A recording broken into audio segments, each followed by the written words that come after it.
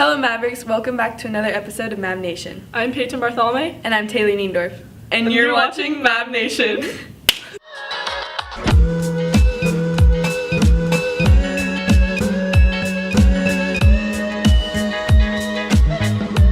The parking lot has now reached a safe capacity. If you're interested in having a parking permit, please see the reception desk to get waitlisted. Please see an LCC administrator if you have any questions. Just a reminder that The Crucible, the theater's fall play, is still ongoing. This Wednesday, Thursday, and Friday are the last days to see the play at 7 p.m. Now here's reporter Fallon Gage talking to students for Mav on the Street. I'm thankful for my family and friends, everyone around me. For my friends, my family, and my cheer team. I'm thankful for the friends that I've made throughout high school and my family, my football team. I'm thankful for all my friends and my family and just my life and everything that's in it. I'm thankful for my dog Girl because she's very respectful to me and my family members. I'm thankful for living in such a beautiful area with so many beautiful people and opportunities.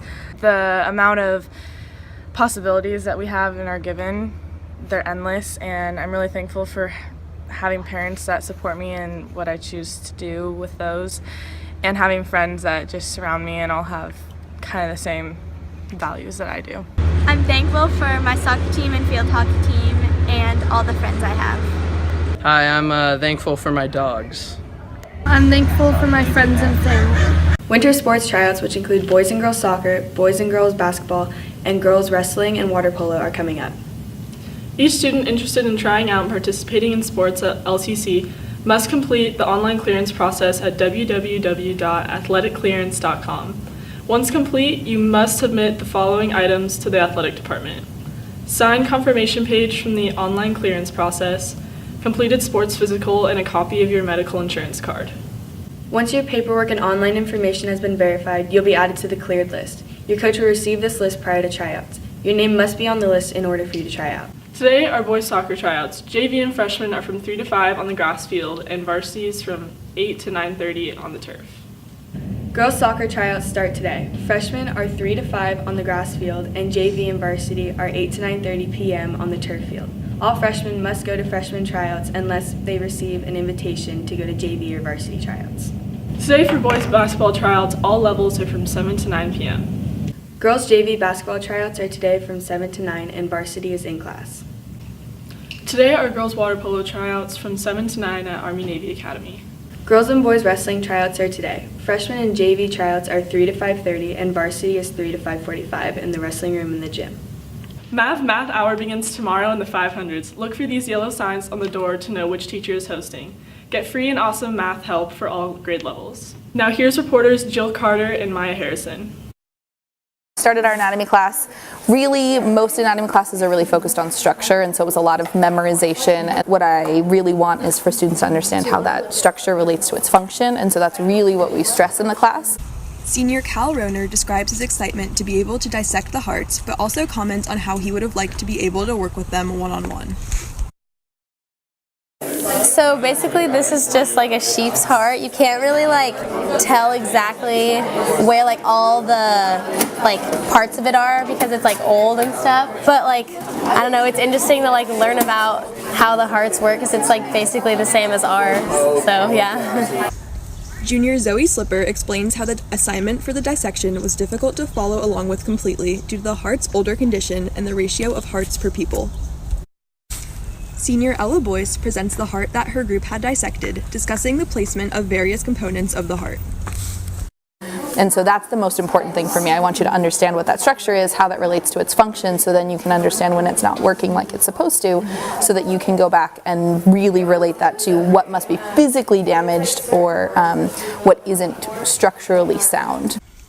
Anatomy teacher Miss Schildhouse explained that over time, district-wide budget cuts and an undersupply of materials have affected her program. Then when we talk about kind of how it's progressed. When we first started, we had groups of 3 for our hearts.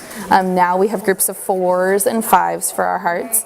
And part of it is just the management of cost, that the class is really expensive to run.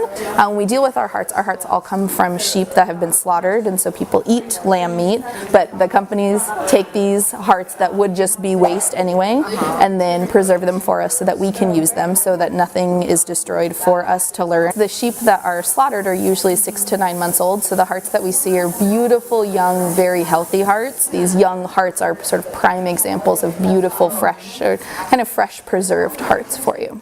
Now here's reporter Taylor Niendorf talking to LCC cheerleaders. The LCC and Torrey Pines rivalry has been going on for years now. On the last game versus Torrey on Friday, November 4th, the LCC cheerleaders had planned to go out to dinner with the Torrey cheerleaders. They also hoped to do a stomp against Torrey. Bliss Carroll, a captain for LCC varsity cheer, spoke to me about the plans and why they fell through.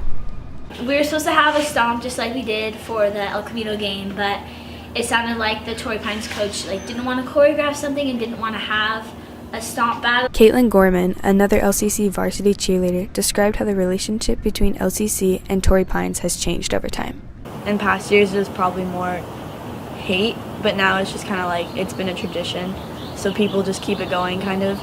The cheerleaders prepared a stomp routine against El Camino this year and also wanted to do it against Torrey. We took our stomp that we did for the El Camino game and bettered it and added a little bit more stuff and a little special solo part for the seniors. At the Beach Bowl game, the cheerleaders performed the stomp even though Torrey did not participate. The students' attitudes towards Torrey Pines is evident at the games. This may influence the cheerleaders. Usually when they chant things that are not appropriate, we kind of have to shut them down and start doing things that are go LCC. Chloe Brulette explains that she doesn't want FTP to negatively influence the game. I think the spirit leading up to the game is really important for the school and brings everyone together, but I don't think it should be mean and the beat TP should be kind of taking over what the football's really about. Well, sometimes the student section chants kind of mean things, but we have to ignore it because we don't want to be representing our team or our school like that and kind of mean chants. But overall, the student section's really spirited and everything, so we get really pumped up. Chloe told me about the respect Torrey Pines and LCC cheerleaders share and that she hopes it will stay positive. We've maintained a really good relationship with the cheerleaders. There's no bad blood or anything. We're cheerleaders and we support our team no matter what. Don't forget that next week is fall break, which means there's no school. That's it for the news. I'm Peyton Bartholomew. And I'm Taylor Niendorf.